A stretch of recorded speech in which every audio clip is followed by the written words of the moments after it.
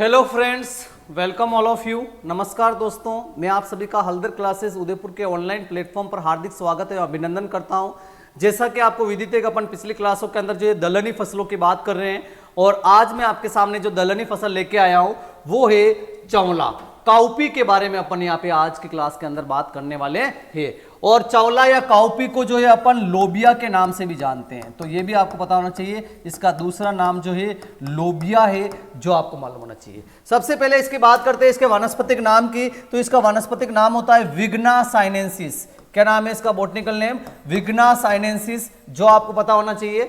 Then अपन इसके बात करते हैं इसके कुल की, तो इसका जो कुल है लेग्यूमिनेसी, फैमिली लेग्यूमिनेसी है और इसका उत्पत्ति स्थान अफ्रीका है, ओरिजिन प्लेस अफ्रीका माना गया है। और आपको पता होना चाहिए अफ्रीका और किसका उत्पत्ति स्थान है, तो ज्वार का उत्पत्ति स्थान अफ्रीका है, देन बाजरे का उत्पत्ति स्थान अफ्रीका है, देन अरहर का उत्पत्ति स्थान अफ्रीका है, देन आपके चावले का उत्पत्ति स्थान जो है अफ्रीका है। इन चार फसलों का जो ओरिजिन प्लेस है, जिसमें आपकी सोरगम आ गई, जिसमें आपका बाजरा आ गया, जिसमें आपका अरहर आ गया एंड जिसमें आपका काउपी आ गया, इन सभी का उत्पत्ति स्थान या ओरिजिन प्लेस जो है अफ्रीका है, जो आपको मालूम होना चाहिए। तो इस स्लाइड के अंदर अपन ने देखा कि भाई चावले का काउपी का जो है वानस्पतिक नाम क्या है, तो विग्ना साइनेंसिस है, जिसका कुल लेग्यूमिनेसी है और जिसका उत्पत्ति स्थान अफ्रीका है, जो आपको मालूम होना चाहिए। अब बढ़ते हैं अपन इसमें आगे कि इसमें प्रोटीन कितनी परसेंट होती है, तो 23.4% जो है प्रोटीन जो है इसके अंदर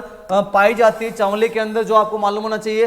देन इसमें अंकुरन जो होता है इपिजियल प्रकार का, ऊपरी भूमिक यानी बीज बाहर की साइड आकर अंकुरित होता है। और आपको पता है, ये तो अपन ने ट्रिक के रूप में याद कर रखा है कि जो खरीफ जो लेग्यूम्स होगी उसके अंदर जो अंकुरन होगा आपके अरहर के अलावा, तो वह इपिजियल प्रकार का ही होता है, जो आपको पता होना चाहिए। पौधा जो होता है C3 प्रकार का होता है और अपन ने कहा मोस्ट ऑफ एग्रोनॉमी आपके क्रॉप्स आपके C3 है, जो लंबी हाइट्स वाले हैं, जो चार आपकी क्रॉप है ज्वार, बाजरा, गन्ना, मक्का, वो आपके C4 है, बाकी C3 आते हैं। देन एसडीबी क्योंकि इसको बुआई जो है अपन खरीफ के अंदर करते हैं और मोस्ट ऑफ जो खरीफ फसलें जो है वह आपकी शॉर्ट डे प्लांट की श्रेणी में आती है। देन यह स्वपरागित फसल है, सेल्फ पॉलिनेटेड क्रॉप है, जो आपको मालूम होना चाहिए। देन इसका जो फल प्रकार जो होता है, फल का निर्माण जो होता है फली के अंदर, इस प्रकार से फली के अंदर पोड के अंदर होता है, इसलिए इसका फल प्रकार जो है पोड है, जो आपको मालूम होना चाहिए। तो इस स्लाइड के केस में सबसे इंपॉर्टेंट पॉइंट इसका जो है वो प्रोटीन कंटेंट है और दूसरा एपिजियल प्रकार का अंकुरन, क्योंकि ये खरीफ की लेग्यूम है, जो आपको मालूम होना चाहिए। देन नेक्स्ट वन, इसकी कौन कौन सी किस्में हैं, इसकी कौन कौन सी वेराइटीज है, जो काफी ज्यादा इंपॉर्टेंट है। तो वेराइटीज इसकी बहुत सारी है, यहाँ पे दे रखी है। सबसे पहले इसकी सब्जी वाली किस्मों की बात करें, क्योंकि आप जानते हो कि चावले का उपयोग सब्जी के रूप में भी करते हैं, तो सब्जी के लिए इसकी इंपॉर्टेंट वेराइटियां हैं पूसा बरसाती, पूसा फाल्गुनी, पूसा दोफासली और पूसा ऋतुराज। ये सारी की सारी वेराइटियां काफी इंपॉर्टेंट है एग्जामिनेशन पॉइंट ऑफ व्यू से, वेजिटेबल पर्पस से। पूसा बरसाती, पूसा फाल्गुनी, पूसा दोफासली और पूसा ऋतुराज, और इन सभी की बुआई खरीफ और जायद दोनों के अंदर कर सकते हैं। दूसरा जो चावले की जो बुआई करते हैं अपन फोडर के लिए करते हैं, चारे के लिए करते हैं, तो इसकी चारे वाली जो वेराइटी है जिसमें इंपॉर्टेंट है रशियन जायंट के बारे में आपको पता होना चाहिए। इसके बाद एक वेराइटी आती है सिरसा। इन दो वेराइटियों के बारे में आपको फोडर क्रॉप के केस में ध्यान होना चाहिए। रशियन जायंट एंड सिरसा काफी इंपॉर्टेंट वेराइटी जो है चावले की चारे वाली फसलों के रूप में, चारे की किस्म के रूप में जानी जाती है।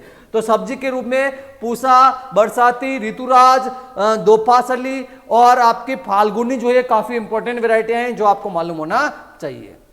देन नेक्स्ट वन, चावले के लिए मर्दा जो है दोमट मर्दा में इसका कल्टीवेशन कर सकते हैं। लोमी सोइल्स के अंदर जलवायु इसके लिए गर्म एवं शुष्क, वार्म एंड ड्राई क्लाइमेट इसको रिक्वायर्ड होता है। वृद्धि के लिए, ग्रोथ के लिए उपयुक्त तापमान 27 से 35 डिग्री सेंटीग्रेड इसके लिए अनुकूल माना गया है। देन इसके बुआई के समय की बात करें तो खरीफ के अंदर जब अपन इसकी बुआई करते हैं खरीफ ऋतु में, तो इसकी बुआई जून जुलाई महीने के अंदर करनी चाहिए। लेकिन जब इस फसल की बुआई अगर अपन जायद ऋतु के अंदर करते हैं तो इसकी बुआई जो है मार्च अप्रैल महीने के अंदर करनी चाहिए, जो आपको मालूम होना चाहिए।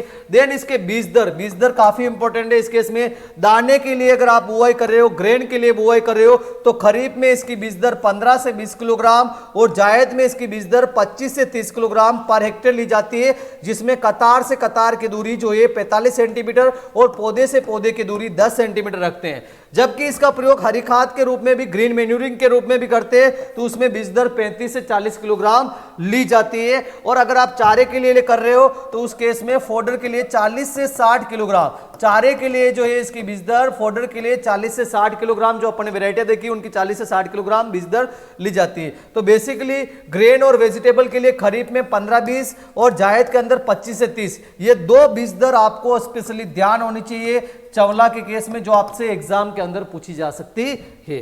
देन आता है इसकी ज्यामिति। तो यहाँ पे रो टू रो जो है खरीफ के अंदर 35 से 45 और जायद के अंदर 25 से 30 और प्लांट टू प्लांट जो है 8 से 10 सेंटीमीटर रखी जाती है, जो आपको पता होना चाहिए। देन उर्वरक की बात करें तो नाइट्रोजन जो है 20 किलोग्राम, फास्फोरस 40 किलोग्राम और पोटास जो है 40 किलोग्राम पर हेक्टेयर इसको रिक्वायर्ड होता है। उपज की बात करें तो दाने की उपज जो होती है, ग्रेन की उपज जो होती है 12 से 15 क्विंटल पर हेक्टेयर होती है। सब्जी की इसकी जो उपज होती है वह 50 से 60 क्विंटल पर हेक्टेयर होती है। और इसमें चारे की जो उपज प्राप्त होती है फोडर की, वो 250 से 350 क्विंटल पर हेक्टेयर होती है। इसके बाद चवले के केस में, काउपी के केस में एक और इंपॉर्टेंट क्वेश्चन जो एग्जाम के अंदर बनता है कि चवला जो है इसे वेजिटेबल मीट के नाम से भी जानते हैं, वानस्पतिक मांस के रूप में भी जाना जाता है, जो भी आपको मालूम होना चाहिए, जो एग्जाम के अंदर पूछा जाता है। वेजिटेबल मीट किसे कहा गया है, तो चवले को काउपी को कहा गया है, जो आपको पता होना चाहिए। तो ये सारे पॉइंट्स आ गए चवले के बारे में, काउपी के कौन कौन से इंपॉर्टेंट पॉइंट्स है जो अपन ने आज की क्लास के अंदर देखा। Thank you very much.